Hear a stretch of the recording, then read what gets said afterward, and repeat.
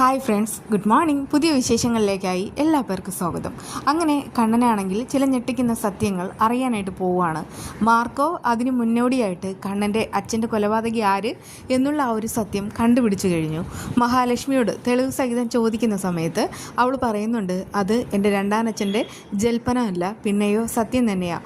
വർഷങ്ങൾക്ക് മുൻപ് നടന്ന കാര്യം, അതായത് തനിക്ക് 5 വയസ്സുള്ളപ്പോൾ ആ രാത്രി നടന്ന സംഭവം മണിമണിയായിട്ട് മഹാലക്ഷ്മി പറയുന്നു. അതിനുശേഷം ഈ കണ്ണനോട് ഒരു ആരാധനയൊക്കെ തോന്നിയിരുന്നു. കണ്ണൻ എന്താ സംഭവിച്ചെന്നറിയാൻ വീണ്ടും സംഭവ സ്ഥലത്ത് വന്നതും പിന്നീട് ആ ഒരു വിഗ്രഹത്തെ കിട്ടിയതും അതിനുശേഷം കണ്ണനെ അന്വേഷിക്കാനായിട്ട് ഹോസ്പിറ്റലിലേക്ക് പോകുന്നതും അങ്ങനെ സകല കാര്യങ്ങളും പറയുന്നുണ്ട്. ഇതെല്ലാം കേട്ടിട്ട് മാർക്കോയ്ക്ക് ഇതൊരു അത്ഭുതമായിട്ടാണ് തോന്നുന്നത്.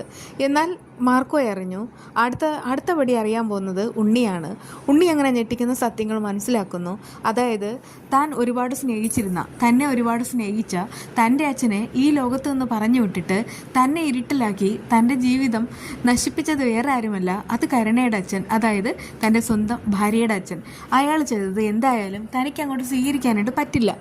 അതുകൊണ്ട് തന്നെ അച്ഛൻ്റെ കൊലപാതകയെ നേരിടാനായിട്ട് തീരുമാനിക്കുന്നു. അതായത് പ്രതാപൻ്റെ നാവിൽ നിന്ന് തന്നെ ആ ഒരു സത്യം മനസ്സിലാക്കുമ്പോൾ ഉണ്ണിക്കാണെങ്കിൽ അത് ഭയങ്കരമായിട്ട് ഷോക്കാവാണ്.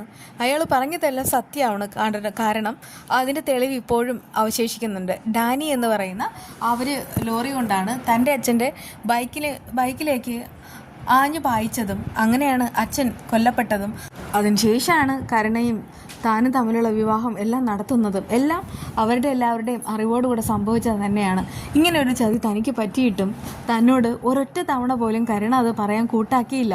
അതുകൊണ്ട് തന്നെ ഇനി തൻ്റെ ജീവിതത്തിൽ തൻ്റെ അച്ഛൻ്റെ കൊലപാതകി ഭാര്യയായിട്ട് വേണ്ട എന്ന് ഉണ്ണി അങ്ങോട്ട് തീരുമാനിക്കുന്നു. ആദ്യം അമ്മയോട് പറയണോ വേണ്ടയോ എന്ന് ആലോചിക്കുകയാണ്. അമ്മയോട് പറഞ്ഞേ തീരൂ. കാരണം അമ്മയ്ക്ക് ഇപ്പോൾ മക്കളിൽ ഏറ്റവും കൂടുതൽ സ്നേഹം തന്നോടാണെങ്കിലും സത്യം പറഞ്ഞാൽ എന്നെക്കാളും കൂടുതൽ സ്നേഹിക്കുന്നത് കരുണയെ തന്നെയാണ്. അതുകൊണ്ട് തന്നെ ആ ഒരു കാര്യം പറഞ്ഞേ പറ്റൂ. അങ്ങനെ ഉണ്ണി കാര്യങ്ങളെല്ലാം പറയാണ് കേട്ടോ. ആ സമയത്ത് ദുർഗ ചോദിക്കാണ്, എടാ നിന്നെ ചതിച്ചത് ആരാണ്, കരുണയോ അതോ കരുണയുടെ അച്ഛനോ? എനിക്കറിയില്ല അമ്മേ, എല്ലാവരും ചേർന്നിട്ട് നമ്മളെ ചതിക്കുകയായിരുന്നു.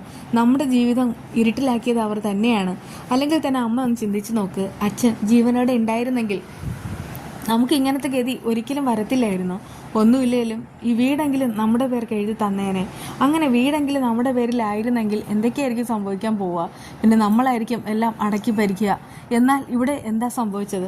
ആ കരുണയുടെ അച്ഛൻ ചെയ്ത ഈ ഒരു കൊടും ക്രൂരതയ്ക്ക് എനിക്ക് ഒരൊറ്റ മറുപടി മാത്രമേ ബാക്കി കൊടുക്കാനുള്ളൂ.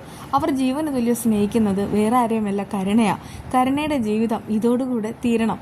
കരുണയുടെ ജീവിതം താനാണ് നശിപ്പിച്ചതെന്ന് ആ പ്രതാപന് തോന്നണം. അതോടുകൂടി അയാളുടെ കാര്യത്തിൽ ഞാൻ തീരുമാനമാക്കും. അത് കേട്ട് ദുർഗ പറയുന്നുണ്ട്, മോനെ നീ എന്താടാ ചെയ്യാൻ പോകുന്നത്? നിനക്ക് വേണേൽ സത്യങ്ങളെല്ലാം കണ്ണനോട് തുറന്നു പറയാം. കണ്ണൻ എന്താണെന്ന് വെച്ചാൽ ചെയ്യട്ടെ. നമ്മളെപ്പോലെ തന്നെ വിശ്വട്ടനോട് കൂറും സ്നേഹവും അവന് കൂടുതലായിട്ട് ഉണ്ടായിരുന്നു. അതുകൊണ്ട് തന്നെ സ്വന്തം അച്ഛൻ്റെ കൊലപാതകയെ അവൻ വെറുതെ വിടുകയില്ല. ഉണ്ണി പറയുന്നുണ്ട്, എനിക്കെല്ലാം പറയണം. പക്ഷേ ഇനി ആദ്യം ചെയ്യേണ്ട ഒരു ഒറ്റ കാര്യമുണ്ട്. അതായത് ഈ വീട്ടിൽ എൻ്റെ ഭാര്യയായിട്ട് വന്നതിന് ശേഷം എൻ്റെ തലയിൽ കയറിയിരുന്ന് എൻ്റെ സമാധാനം മുഴുവൻ നഷ്ടപ്പെടുത്തി കളയുന്ന ഒരാളിവിടെയുണ്ട്, ആ കരുണ. അവളെ ഞാൻ ഉപേക്ഷിക്കാൻ പോവാം. അത് കേട്ട് ദുർഗ പറയുന്നുണ്ട്, മോനെ ഇതിന് മുൻപായിരുന്നെങ്കിൽ ഞാനാണെങ്കിൽ നിന്നെ തടയുമായിരുന്നു.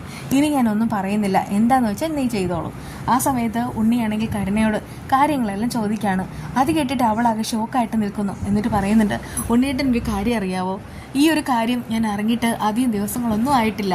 അതായത് അന്നത്തെ സംഭവം ഞാനാണെങ്കിൽ അന്ന് ഒമിറ്റ് ചെയ്ത ആ ഒരു ദിവസം ഉണ്ണിയേട്ടൻ ഓർമ്മയുണ്ടോ?